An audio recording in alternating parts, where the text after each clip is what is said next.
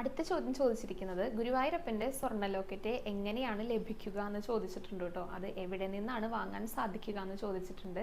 ശരിയാണല്ലേ, ഗുരുവായൂരപ്പൻ്റെ ആ ഒരു ലോക്കറ്റ് നമ്മുടെ കഴുത്തിലിടുന്ന സമയത്ത് ഗുരുവായൂരപ്പൻ നമ്മുടെ കൂടെ തന്നെ ഉണ്ട് എന്നുള്ളൊരു വിശ്വാസമാണ് നമുക്ക് ഉണ്ടായിരിക്കുക. തീർച്ചയായിട്ടും അത് അകത്ത് നിന്ന് തന്നെ വാങ്ങാൻ സാധിക്കും കേട്ടോ. ചുറ്റമ്പലത്തിനകത്ത് ആ ചന്ദനം കൊടുക്കുന്ന ആ ഒരു ഭാഗം ഉണ്ടല്ലോ വടക്ക് വശത്ത്, അതിന് പുറകിലായിട്ടുള്ള കൗണ്ടറിനടുത്തൊരു ഓഫീസുണ്ട്. ആ ഓഫീസിൽ നിന്നാണ് നമുക്കത് വാങ്ങുവാനായിട്ട് സാധിക്കുന്നത്.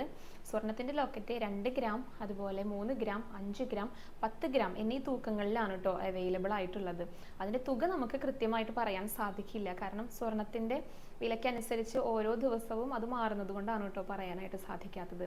അതുപോലെ തന്നെ വെള്ളി ലോക്കറ്റും അവിടെ നിന്ന് തന്നെയാണ് കിട്ടുന്നത്. പക്ഷേ 2 ദിവസം മുൻപ് ഞങ്ങൾ പോയി ചെക്ക് ചെയ്ത സമയത്ത് വെള്ളിയുടെ ലോക്കറ്റ് അവൈലബിൾ അല്ലായിരുന്നു കേട്ടോ. അതുപോലെ തന്നെ 24 ക്യാരറ്റിൻ്റെ ഗോൾഡ് ലോക്കറ്റും അവിടെ നമുക്ക് ലഭിക്കുന്നതാണ്.